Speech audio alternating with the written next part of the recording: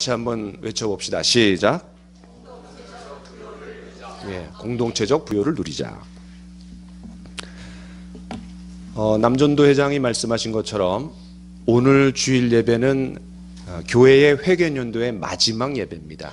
12월 달은 새로운 회개년도로 넘어가기 때문에 사회에서는 12월 달이지만 교회에서는 11월 달이 마지막입니다.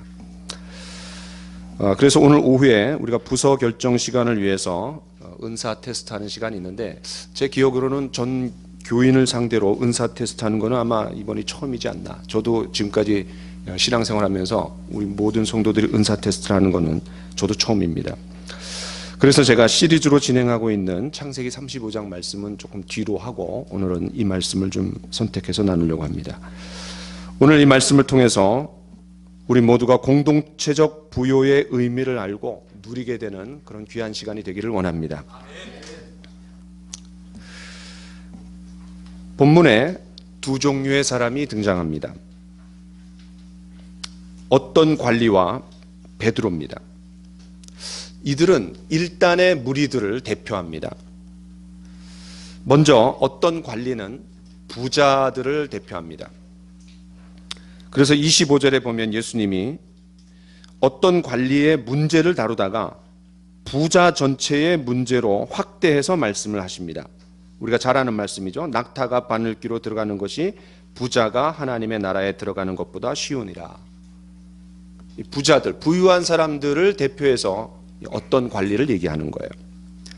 반면에 베드로는 예수님을 진정으로 따르는 모든 제자들을 대표합니다.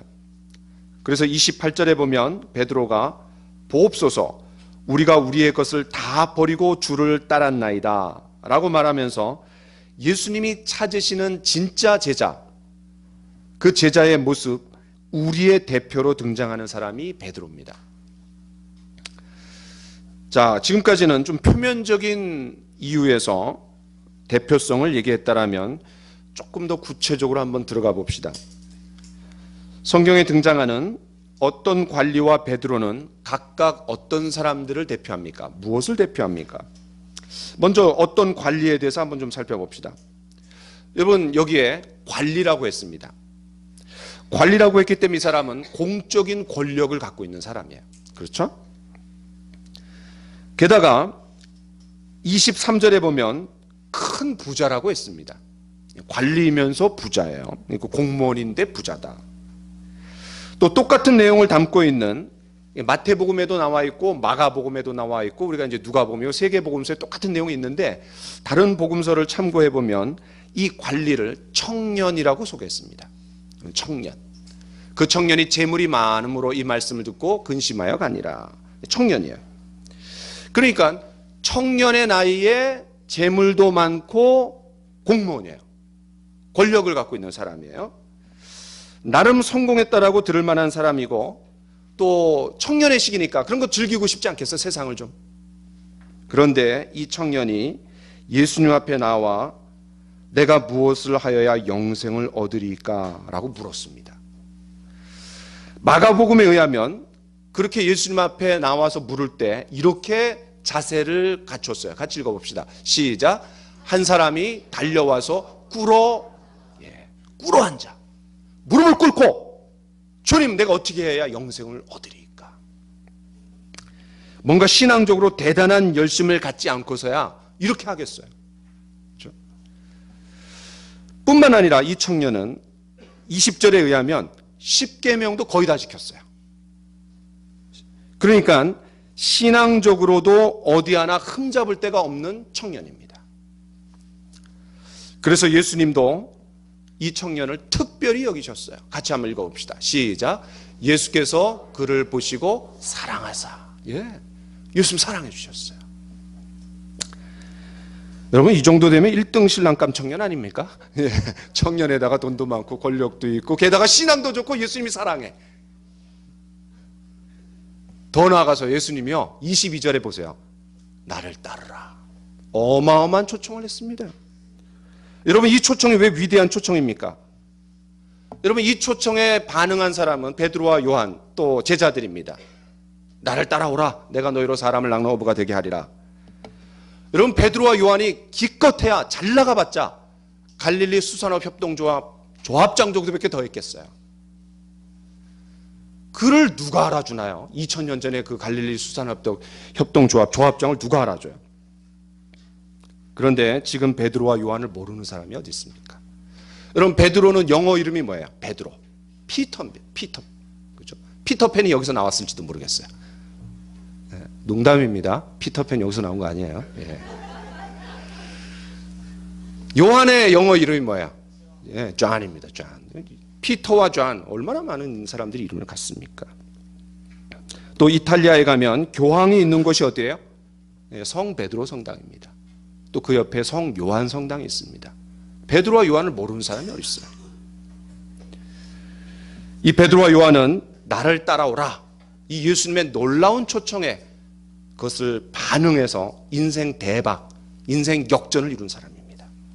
그러니 이 청년에게 나를 따라오라, 위대한 초청입니다. 위대한, 아무나 예수님 이렇게 초청하지 않았어요. 어마어마한 초청입니다. 그런데 이 부자 청년이 예수님의 초청에 어떻게 반응했죠? 23절을 같이 읽어봅시다. 23절 시작. 그 사람이 큰 부자이므로 이 말씀을 듣고 심히 근심하더라. 심히 근심하더라.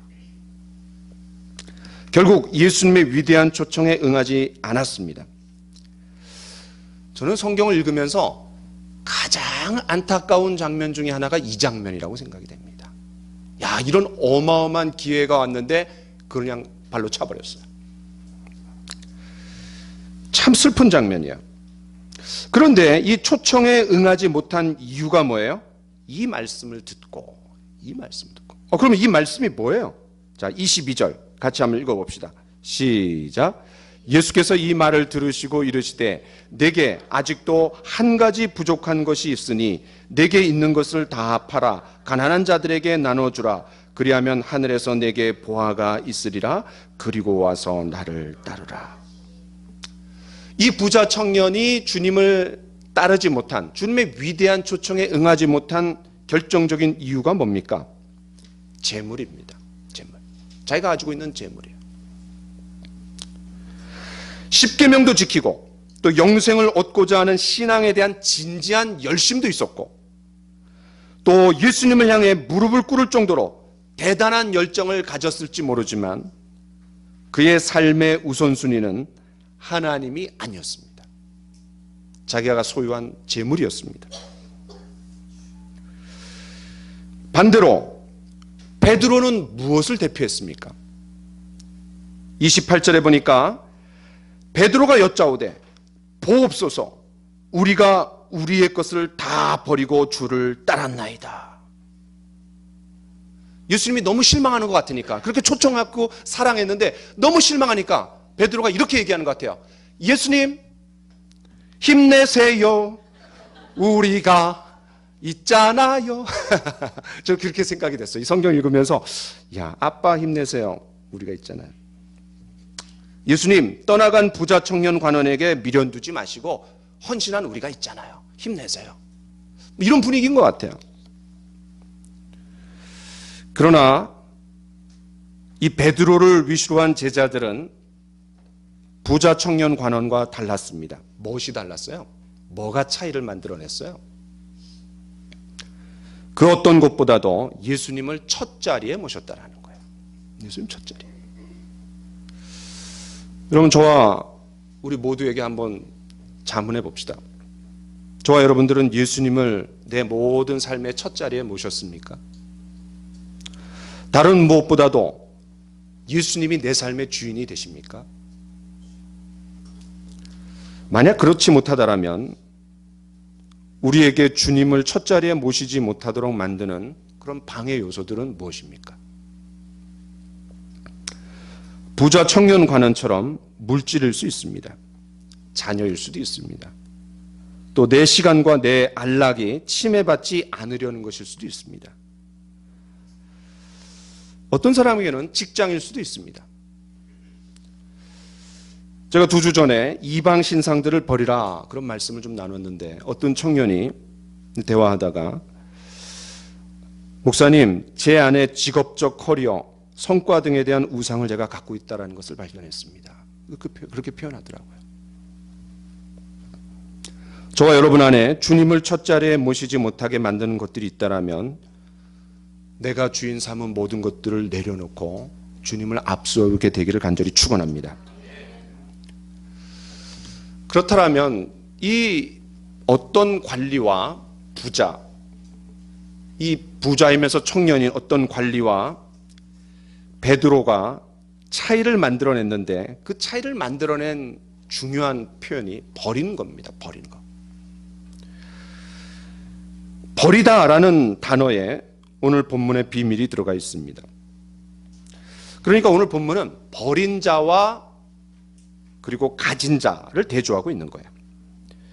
부자 청년 관원은 가진 자를 대표하고 베드로는 버린 자를 대표합니다.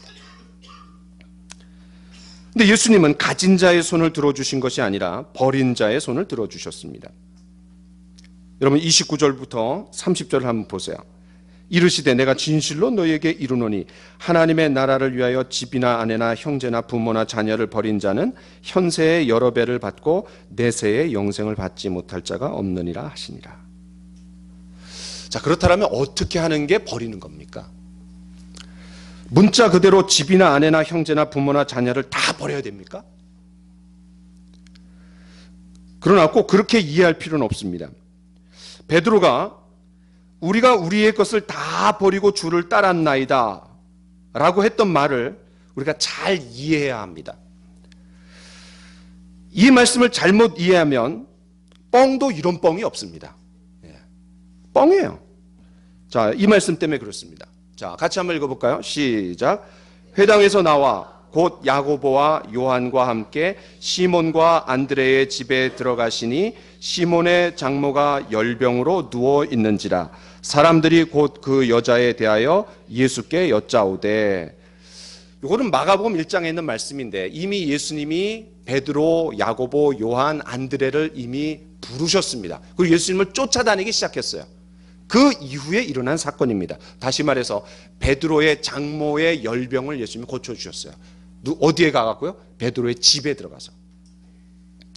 이 말씀에 의하면 우리가 베드로에 대해서 적어도 두 가지를 알 수 있습니다. 첫 번째 뭐냐? 그는 사유재산인 집을 가지고 있었습니다. 집 버리지 않았어요. 또 하나는 이 제자들 중에서 베드로는 이미 결혼한 상태였습니다. 자, 한 말씀 더 보죠. 같이 한번 읽어봅시다. 시작. 우리가 다른 사도들과 주의 형제들과 게바와 같이 믿음에 자매된 아내를 데리고 다닐 권리가 없겠느냐? 바울 사도가 고린도 교회 성도들에게 나도 같은 사도로서 그렇게 할 수 있지만 베드로가 그렇게 하지 않냐? 아무도 뭐라 그러지 않지 않냐? 나도 그렇게 할 수 있지만 그렇게 하지 않는다 라고 하면서 베드로를 얘기합니다. 여기 게바가 누구예요? 베드로입니다. 예수님이 처음 베드로를 만났을 때 장차 게바라 하리라. 게바가 번역한 뭐예요? 베드로예요. 그런데 이 베드로는 사도로서 일하면서 아내를 동반하고 다녔어요. 아내를 버렸습니까? 안 버렸어요. 집도 있었죠. 아내도 있었어요. 이런 걸 보면 저는 왜 천주교에서 이 신부들이 결혼을 안 하는지 모르겠어요. 교황이 왜 결혼 안 하는지 모르겠어요. 왜냐하면 초대 교황이 누구예요? 베드로잖아요. 베드로 집도 있었고 결혼도 해갖고 다녔는데. 여기서 중요한 것은 베드로가 말한 것처럼 아내를 버리지 않았습니다. 집도 버리지 않았습니다. 베드로가 살았던 집은, 가버나움의 그 집은 예수님이 사역하시면서 전초 기지로 삼으셨고 베이스 캠프로 삼으셔서 사역을 하셨습니다. 이제 우리가 성경에서 버리다라고 한 것의 의미를 이제 새롭게 규정할 필요가 있습니다. 부자 청년 관원이 실패하고 베드로가 성공했던 버리다의 의미가 뭡니까? 다른 모든 것들보다 예수님을 첫 자리에 모시는 거다. 첫 자리에 모시는 거다. 여러분, 재물을 소유하고 있더라도 재물과 하나님을 겸하여 섬기는 사람이 있습니다. 예를 들면 누구예요? 부자 청년처럼. 반대로 집과 아내를 버리지 않았음에도 하나님을 위해 모든 것을 버릴 수 있습니다. 어떤 사람처럼요? 베드로처럼, 제자들처럼. 실제로 초대교회 때도 보면 믿는 사람이 다 함께 모든 물건을 서로 통용하고 재산과 소유를 팔아 각 사람의 필요를 따라 나누어 주었다라고 합니다. 그러니까 우리가 이렇게 생각할 수 있어요. 아, 초대교회는 사유재산을 인정하지 않고 재산을 서로 공유했구나. 공산사회였구나. 사회주의 이 사회였구나. 그렇게 생각하면 오해입니다. 여러분, 초대교회가 어디서 모였습니까? 모임 장소가 가정입니다. 가정에서 모였다는 것 자체가 이 사유재산이 있었다라는 거예요. 초대교회 성도들이 재산을 팔아서 가난한 사람들에게 나눠주고, 예를 들면 바나바가 자기의 밭을 팔았어요. 또 아나니아와 삽비라가 자기의 집의 물건들을 팔아갖고 재산을 팔아갖고 바쳤어요. 이렇게 재산을 공유한 것은 강제가 아니라 자발적으로, 은혜로 그렇게 하는 거였어요. 헌신이었어요. 물론 어떤 사람들은 문자 그대로 가정도 갖지 않고 집과 재산을 다 팔아서 주님을 위해서 헌신한 사람들이 있습니다. 예를 들면 선교지로 나간 선교사님들, 또 수도사들, 그런 사람들 그렇게 문자 그대로 그렇게 실천했습니다. 그러나 꼭 전임 사역자들이 아니더라도 우리가 물질과 재산을 늘리는 데 관심을 갖지 않고 믿음으로 하나님 앞에 자신의 소유물을 과감하게 드리며 살아가는 사람들이 있습니다. 저는 이분을 좀 소개하고 싶습니다. 제가 이제 미국에 있을 때 주디라는 할머니가 저희 가정을 굉장히 잘 돌봐주셨습니다.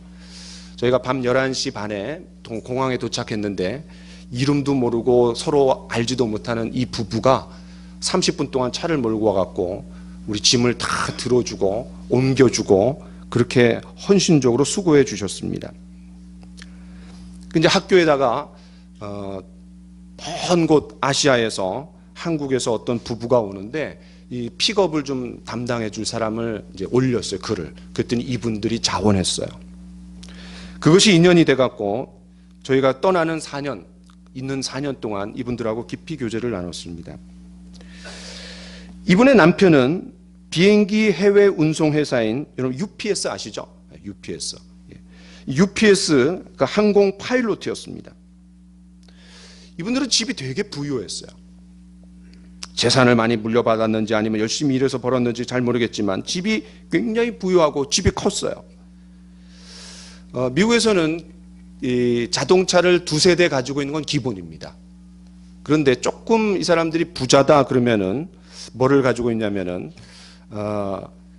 캠핑카를 갖고 다녀요. 집에 캠핑카가 있으면 조금 부자다. 근데 더 부자다. 그럼 뭔지 아세요? 보트를 갖고 있습니다. 집에 요트나 보트를 갖고 있어요. 근데 이분들이 보트를 갖고 있었어요. 그래갖고 저희를 이렇게 가족을 불러갖고 보트를 태워줬는데 조그만 보트가 아니에요. 선상 카페가 있는 거기서 밥을 해줘요. 밥을 다 해주고 그 다음에 나중에 밥 다 먹고 이 보트를 타고 다니면서 또 커피도 마시고 요거트도 만들어 주시고, 야, 굉장한 분들이에요. 그런데 이분들의 집이 되게 커요. 근데 그 집에 약 5분의 4, 조그맣게 자기네 방 말고 나머지 5분의 4를 큰 거실을 만들어 갖고 각종 교회 모임이나 특별히 아시아 계통의 사람들의 모임을 거기서 자주 갖도록 해주셨어요. 그 우리 이제 은선이 돌잔치도 이제 여기서 한 거예요. 네, 은선이 돌잔치. 나중에 이제 보니까 이 주디 할머니의 딸이 중국 선교사였습니다. 그래서였는지 이 주디 부부의 삶 자체가 선교사적인 삶을 사는 분들이었어요. 저는 이분들만큼 주님께 헌신된 평신도는 제가 본 적이 없는 것 같아요. 뭐 더 많이 얘기할 수 있지만 이 정도만 얘기하겠습니다. 자, 버리다. 이 버리다는 문자 그대로 다 버리는 것일 수도 있고, 또 주님을 첫 자리에 모시면서 기존의 내 삶의 첫 자리를 차지하고 있는 것들을 후순위로 놓아놓는 것이 버리다라는 의미예요. 내 소유물과 가족에 대해서 집착하지 않는 것. 저와 여러분들에게 주님을 첫 자리에 모시기 위해 지금 우리가 버려야 될 것들이 어떤 것들이 있습니까? 그럼 그들은 무엇을 위해 소유하기보다는 버리는 삶을 살아갔습니까? 하나님의 나라를 위해. 하나님의 나라를 위해. 여러분 성경에 이런 말씀 있죠? 그런즉 너희가 먹든지 마시든지 다 하나님의 영광을 위하여 하라. 마가복음에는 이걸 조금 더 구체적으로 표현했습니다. 같이 한번 읽어봅시다. 시작. 예수께서 이르시되 내가 진실로 너희에게 이르노니 주와 복음을 위하여 집이나 형제나 자매나 어머니나 아버지나 자식이나 전토를 벌인 자는, 오늘 우리가 읽은 누가복음에서는 하나님의 나라를 위하여 이렇게 표현했는데 이거를 조금 더 구체적으로 마가복음에서는 주와 복음을 위하여, 주와 복음을 위하여. 여러분 얼마나 고귀한 섬김이고 희생입니까? 사실 우리가 하나님의 나라를 위해, 주와 복음을 위해 나의 시간과 물질과 재능과 또 내 삶의 모든 것들을 헌신할 수 있는 것은 희생이기도 하지만 굉장한 특권이고 영광이라고 생각이 됩니다. 여러분 우리가 옛날에 초등학교 다닐 때 선생님이 얘야를 불러요. 나를 위해서 이거 좀 해줄래? 그럼 여러분 어떻게 생각해요? 야, 나를 참 귀하게 여겨주시는구나. 내 시간과 내 물질이 사용되더라도 뿌듯하고 자랑스러워요. 영광스러워요. 대통령이 나에게 뭔가를 부탁했다고 한번 해봅시다. 얼마나 영광스럽게 느끼겠습니까? 하물며 대통령도 그런데 온 천지 만물을 창조하신 그분께 내 것을 드릴 수 있다. 이거는 굉장히 영광스러운 거예요. 특권이에요. 그분과 그분의 나라를 위해서 내가 가지고 있는 것으로 조금이나마 기여할 수 있다면 얼마나 놀라운 겁니까? 저와 여러분 모두가 주와 복음을 위해 헌신할 수 있는 모든 분들이 되기를 원합니다. 이런 특권을 누리기를 원합니다. 주님의 도구로 쓰임받는 기쁨이 우리 안에 가득해야 돼요. 저는 미국에 주디 할머니가 있다라면 한국에는 재미짱 카페를 운영하신 재미짱이 있습니다. 우리 교회 안에서 제가 한번 생각해 봤어요. 물론 더 많은 분들도 있지만 한번 예를 들어보겠습니다. 이분이 토요일 날까지 늦게 일하시고 얼마나 피곤해요. 또 멀리 살아요. 그래서 제가 이제 우리가 야유 예배 드리는데 작년에 우리 성도들이 너무 좋아했다고 이 커피와 이런 음료수를 마시는 거. 이번에도 좀 섬겨줄 수 있겠습니까? 했더니 목사님 물론이죠. 섬길 수 있는 게 특권입니다. 기쁨입니다. 그리고 그냥 여러분 다 혜택 누리셨잖아요. 오일교 형제 그때 저 뭐 좀 받아 마셨어요? 세 잔. 야.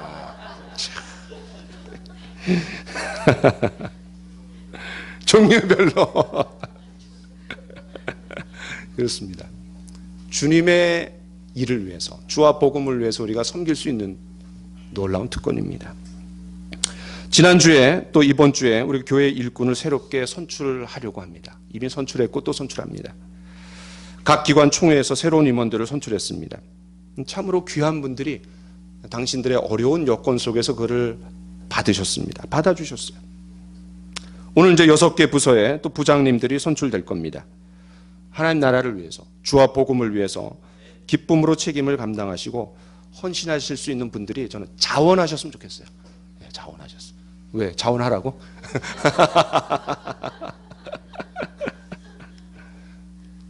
자, 오늘 제가 말씀을 나누려고 하는 핵심은 여기 있습니다. 지금까지는 다 배경입니다. 네. 성경은 버린 자에게 새로운 부요함에 대해서 말씀해 줍니다. 여러분 이 글자 참 놀랍지 않나요? 네, 위에 있는 건 me, 나입니다. 근데 그걸 뒤집으면 we, 우리가 됩니다. 나를 포기하면 우리가 되는 거예요. 나를 버리면 우리를 얻는 거예요.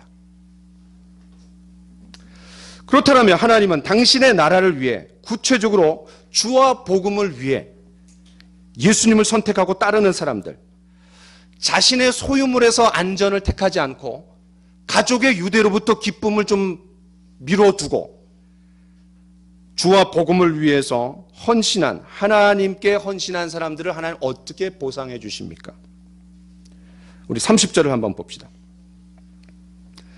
현세의 여러 배를 받고 내세의 영생을 받지 못할 자가 없느니라. 그 하나님을 첫 자리에 모신 사람들을 내세는 물론이고 현세에서도 하나님 여러 배의 축복을 주신다는 거예요. 제가 이제 감이 잘 안 왔어요. 그래서 마가복음을 봤더니 자, 같이 한번 읽어봅시다. 시작. 현세에 있어 집과 형제와 자매와 어머니와 자식과 전토를 100배나 받고 박해를 겸하여 받고 내세의 영생을 받지 못할 자가 없느니라. 100배를 준다는 거예요. 100배. 100배. 100배의 축복이에요. 여기서 말하는 100배는요, 우리의 노력으로 얻을 수 있는 것이 아니라는 것을 강조하는 거예요. 여러분, 우리가 어떤 거를 투자해갖고 2배를 얻었다, 3배를 얻었다, 5배를 얻었다. 굉장한 거 아닌가요? 김성훈 장로님, 2배, 3배, 5배 얻으면 굉장한 거 아닌가요? 엄청난 투자 아닌가요? 아, 기적이에요. 그것도 기적이라. 기업도 컨설팅을 우리 하셨던 우리 장로님이기 때문에. 야, 근데 100배라는 거예요. 100배를 준다는 거예요. 100배.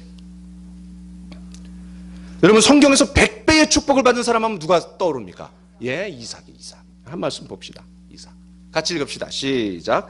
이삭이 그 땅에서 농사하여 그 해에 100배나 얻었고 여호와께서 복을 주심으로 그 사람이 창대하고 왕성하여 마침내 거부가 되어. 예, 이삭이 100배의 축복을 얻었다는 거예요. 그런데 이 창세기 26장을 여러분 보시면은 이렇게 시작이 됩니다. 1절에 아브라함 때 흉년이 있었고 이삭 때 또 흉년이 들었더라.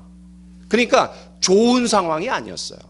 그러니 어떻게 해요? 아버지는 흉년을 맞아갖고 애굽으로 내려갔어요. 그러니까 이삭도 어떻게 해요? 애굽으로 내려가려고 했어요. 근데 하나님 뭐라 그래요? 야, 내려가지 말아라.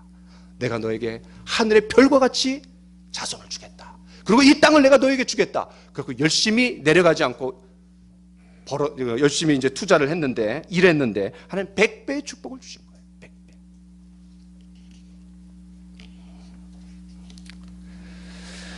하나님의 말씀에 대한 믿음을 가지고 제가 여러분들에게 감히 축복을 선포합니다. 내년 한 해 하나님의 나라를 위해 주와 복음을 위하여 헌신하는 저와 여러분 모두에게 100배의 축복이 있기를 간절히 축원합니다. 주님의 말씀의 약속, 주님의 보상을 제가 믿고 축원하는 거예요. 공수표 날리는 게 아닙니다. 믿음으로 선포하는 거예요.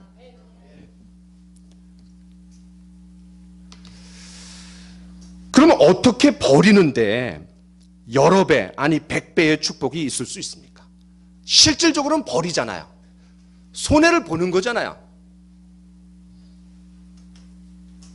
공동체적 부요 때문입니다. 개인적으로는 버려요. 근데 공동체적으로는 더 부유해지는 거예요. 여러분 29절을 보십시오. 집이나 아내나 형제나 부모나 자녀를 버립니다. 가족의 유대로부터 오는 기쁨, 또 소유물을 통해서 얻을 수 있는 안정감을 버렸어요. 실제로 버렸기 때문에 손해가 생기고 마이너스입니다. 눈에 보이는 거는.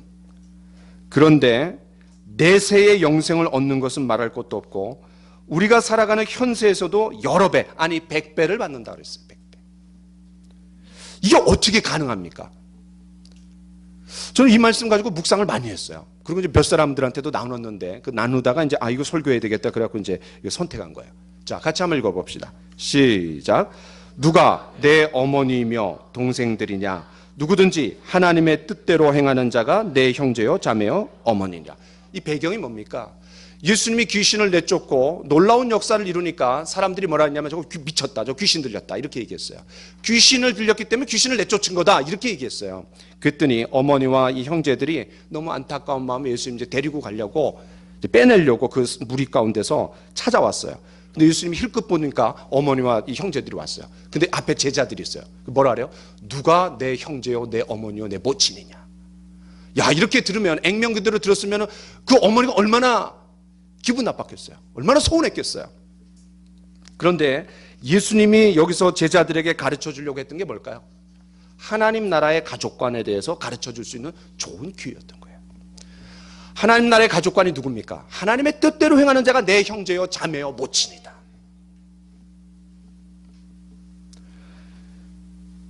여러분, 우리가 하나님 나라에서는 하나님의 뜻대로 행하는 사람들이 어머니도 될 수 있고 형제 자매도 될 수 있고 우리가 확대 가족을 누리는 거예요. 바울도 억지로 십자가를 진 구레네 시몬의 아내를 뭐라 그랬어요? 내 어머니다 그랬어요. 내 어머니다. 그럼 어떻게 현세의 여러 배를 받을 수 있습니까? 어떻게 100배의 축복을 받을 수 있습니까? 우리가 좀 전에 예수님께서 하신 말씀을 염두에 두면 우리가 예수님을 믿고 날 때 새로운 가족들이 우리에게 생겨나는 거예요. 새로운 가족들. 우리 모두가 그리스도 안에서 하나님을 아버지로 모시고 한 믿음 안에서, 한 성령 안에서 형제 자매가 되었어요. 물론 형제 자매의 질적인 깊이를 아는 것은 개인마다 차이가 있을 수 있습니다. 그러나 우리가 신앙으로 깊이 들어가면 형제 자매가 되는 거예요. 복음 안에서 맺어진 가정, 반대로 피로 맺어진 혈육의 가정, 다릅니다. 또 복음 안에서 맺어진 형제 자매, 복음 바깥의 형제 자매, 비중이 다릅니다. 저는 육신적으로는 친형이 없습니다. 제가 장남이니까. 그런데 저는 친형만큼 제가 친형처럼 생각하는 영적인 형제가 있습니다. 그분이 저에게 복음을 전해줬고 훈련으로 초청해줬고 지난 20년 동안 함께 교제를 나누고 있습니다. 또 많은 영적인 형님들이 계십니다. 동생들도 있습니다. 동기들도 있습니다. 그분들의 따뜻한 보살핌과 섬김 그리고 인도 속에 제 인생이 완전히 달라지는 겁니다.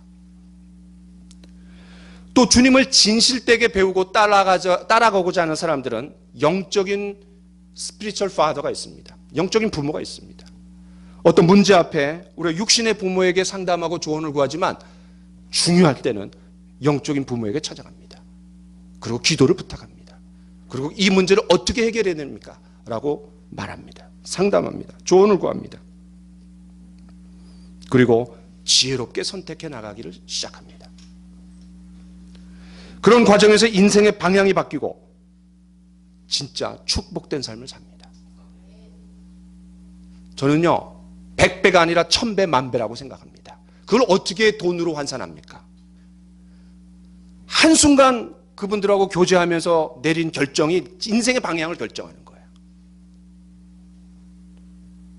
인생의 의미와 목적을 모른 채 방황하며 살 수밖에 없었는데 복음을 듣고 훈련을 받고 성경적인 삶을 배운다라는 것은 엄청난 축복입니다.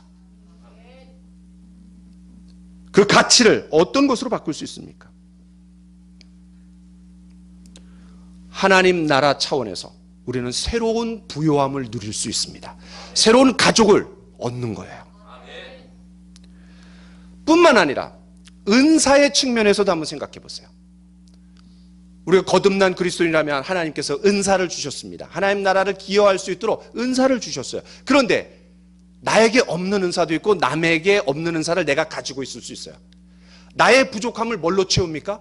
다른 사람의 은사로 나를 채우는 거예요. 이게 바로 하나님 나라의 부요함, 공동체적인 부요함입니다. 이거를 맛보고 경험하고 누리는 곳이 어디입니까? 이게 교회입니다.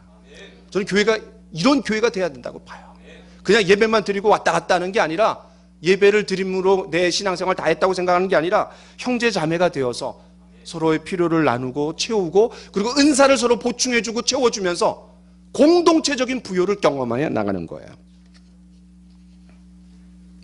내년 한 해 우리 행복한 교회가 이와 같은 하나님 나라의 새로운 관계 속에서 새로운 부요, 공동체적 부요를 풍성하게 누리게 되기를 간절히 축원합니다.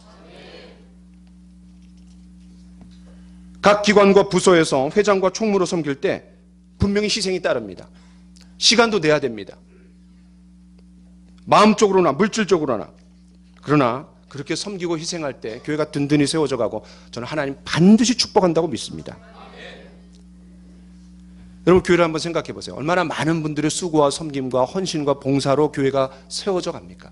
저는 거의 매주 교회 이렇게 주일날 아침에 오면은 찬양 소리 들리고 음식하는 소리 들리고 성경 공부하는 소리 들리고 청소하는 소리 들리고 어떤 분 구석에서 기도하는 거 보고 너무 감동해요. 그냥 편히 있는 분들이 없어요. 11시 딱 맞춰서 오는 분들보다도 조금 일찍 와갖고 11시 딱 맞춰서 오는 분들 좀 마음에 찔림이 있어야 돼요. 조금 일찍 오셔갖고 교회를 둘러보고 뭐 내가 섬기고 기여할 게 좀 없는가. 그런 분들의 수고와 섬김을 보면 참 굉장히 감동이 됩니다. 내년도에도 교회에 많은 섬김이들이 필요합니다. 사실 우리 교회처럼 이렇게 한 7, 80명 되는 교회가 제일 어려워요. 왜냐하면 1인 다사역을 해야 돼요. 1인 1사역은 말할 것도 없고 1인 다사역을 해야 돼요. 여러 필요들이 많이 있기 때문에 한 150명, 200명 되면 좀 괜찮을 텐데 참 많은 분들의 도움이 필요합니다. 물론 저와 우리 사역자들이 헌신적으로 일할 겁니다. 여러분 같이 마음을 합해서 자원하는 마음으로 내 교회 주와 복음을 위해서 내가 헌신해야지, 이런 마음 좀 가져주시면 좋을 것 같아요. 뭘 부탁하러 오면 놀라지 말고 피하시지 말고, 제가 뭘 도우고 섬길 게 없습니까? 적극적으로 물어보는 여러분들이 되기를 원합니다. 저 주변에 주와 복음을 위해서 헌신한 그런 분들이 많이 계십니다. 제가 그분들의 삶을 관찰해 봤어요. 100배의 축복을 안 받은 분이 없는 것 같아요. 진짜입니다. 다 하나님이 넘치는 축복을 주시는 것 같아요. 공짜가 없습니다. 하나님께서 다 카운트하시고 반드시 보상해 주십니다. 한 가지 이야기하고 마치겠습니다. 1858년 영국에서 독일로 유학을 간 한 여학생이 있었습니다. 22살의 이 여학생은 목사님 딸이었습니다. 그런데 무늬만 신자였습니다. 명목상 신자였어요. 이 여학생은 신앙생활을 등한히 한 채 단지 자신에게 주어진 유학생활만 충실히 하다가 그만 병이 들었습니다. 어느 날 그녀의 한 친구가 자기의 집으로 초청했습니다. 그 친구의 집은 별장같이 큰 저택이었습니다. 그녀는 친구의 집 복도를 걷다가 벽에 걸려있는 어떤 그림 하나가 그녀의 시선을 끄는 것을 느꼈습니다. 그 그림은 유명한 스텐버그라는 사람이 그린 에케 호모, 이제 라틴어인데 이 사람을 보라. 그러니까 빌라도가 이 사람을 보라. 백성들에게 재판법정에서 이 사람이 예수님이죠. 이 작품이었어요. 거기에서 빌라도의 법정에서 가시 면류관을 쓰고 채찍으로 맞아 고난받으며 모욕과 침뱉음을 당하고 있는 예수님의 모습이 그려져 있었습니다. 그 그림은 마치 살아 움직이듯 그녀를 그 그림 가까이 끌어당기고 있었습니다. 그녀는 몸이 얼어붙듯 그 그림 앞에 섰습니다. 그림 아래에는 글자 하나가 쓰여 있었는데 그 글귀가 그녀의 마음을 확 사로잡았습니다. 거기에 이렇게 쓰여져 있었습니다. 나 너를 위해 이렇게 고난을 받았는데 너는 나를 위해 무엇을 주느냐? 너는 나를 위하여 무엇을 주느냐? 그 글을 본 그녀는 흐르는 눈물을 어떻게 할 수 없었습니다. 내가 주님을 잊고 나를 위해 희생하시고 고난을 받으신 그리스도를 망각하고 살았구나. 주님, 이것이 만약 사실이라면 내가 주님을 위해서 드리지 못할 것이 없습니다. 그날 밤 집에 돌아온 그녀는 펜을 들어서 그 그림에서 받았던 감동과 자기 헌신의 결심을 한 편의 찬송시로 쓰기 시작했습니다. 그러나 몇 번을 되새겨도 미술관의 그 그림을 보고 느꼈던 감동이 생기지 않았어요. 그녀는 형편없는 시를 썼다고 생각하고 자기가 쓴 그 메모지를 구겨서 벽난로 속으로 집어던졌습니다. 근데 갑자기 그 순간 그녀의 인생을 바꾼 사건이 일어났습니다. 벼랑간 굴뚝에서 바람이 거꾸로 불더니 그 시가 적힌 종이가 다시 벽난로 바깥으로 튀어나와갖고 자기 손 앞에 이렇게 있는 거예요. 시를 태워버리지 말라는 하나님의 음성이 들리는 것 같아 그녀는 재빨리 종이를 집어들었습니다. 공중에 나는 참새 한 마리도 하나님의 허락 없이는 땅에 떨어질 수 없듯이 이것 역시 분명한 하나님의 뜻이라고 믿으며 구겨진 종이를 폈습니다. 영국으로 돌아온 그녀는 목회자이자 음악가였던 아버지에게 기적같이 불에 타지 않은 시를 보여주었습니다. 아버지가 너무나 좋은 시라고 4절까지 만들어 보라고 했습니다. 그렇게 해서 탄생된 찬송가가 저 유명한 찬송가 311장 내 너를 위하여. 내 너를 위하여 몸버려 피 흘려 내 죄를 속하며 살 길을 주었다. 너 위에 몸을 주건만 너 무엇 주느냐? 너 위에 몸을 주건만 너 무엇 주느냐? 이 탄생이 탄생한 거예요. 저는 이 찬양을 마지막으로 같이 부르고 기도하기를 원합니다. 반주 좀 해줄래요? 저는 오늘 100배의 축복에 대해서 얘기했습니다. 저는 이렇게 동기부여하고 싶지 않습니다. 여러분, 주님께 헌신하면 100배의 축복이 있습니다. 이 보상이 있습니다. 저는 이렇게 동기부여하고 싶지 않습니다. 그거 바라보고 우리가 일하는 거 아니잖아요. 그거는 부스러기처럼 우리에게 하나님 주시면 감사하고 안 주셔도 감사한 거예요.